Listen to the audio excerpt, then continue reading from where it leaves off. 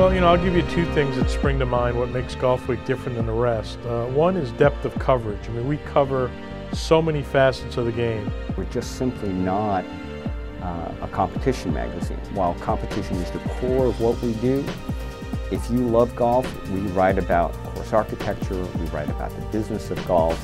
To pro coverage, to amateur coverage, to junior coverage, to college coverage, to golf lifestyle. You just go across the board. We pretty much know it all, and that's, I think that our readers identify with that, and they know that there's some authority there. We've got people who have been doing it literally for decades.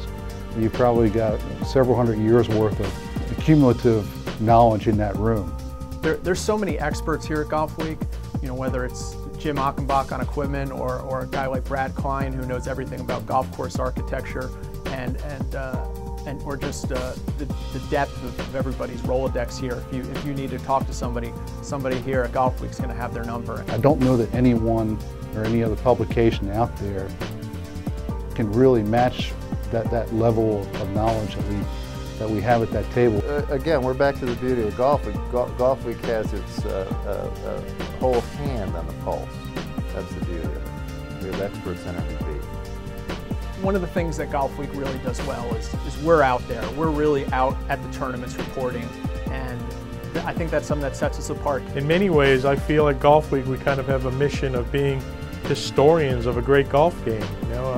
To be out there at the major events, to be out there at the U.S. Amateurs and the Walker Cups, and being not just a newspaper of record, but eyes and ears for people out at these events. We have routinely covered events, whether they're in Australia, whether they're in Europe, and increasingly now with the explosion of growth in the Asian countries, we've been there first, and we've been doing more extensive reporting from that continent than anyone else. It keeps me on the road quite a bit, probably on the road about half the year.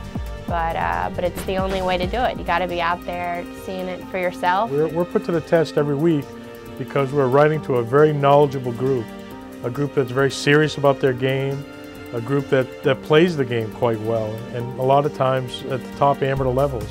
Because we are so knowledgeable about golf ourselves, we know that we don't want to shortchange our readers, and we're all committed to delivering the very best product that we can.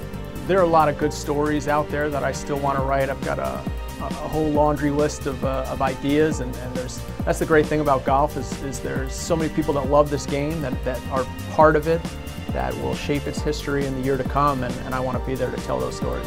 One of the things that I try to do in this job, having done it for so long, having covered about 80 majors, is that I try to sprain a rib muscle trying to act like I've never seen this before, like I'm seeing this for the first time. That wide-eyed wonder, because once you lose the wide-eyed wonder, you lose a lot.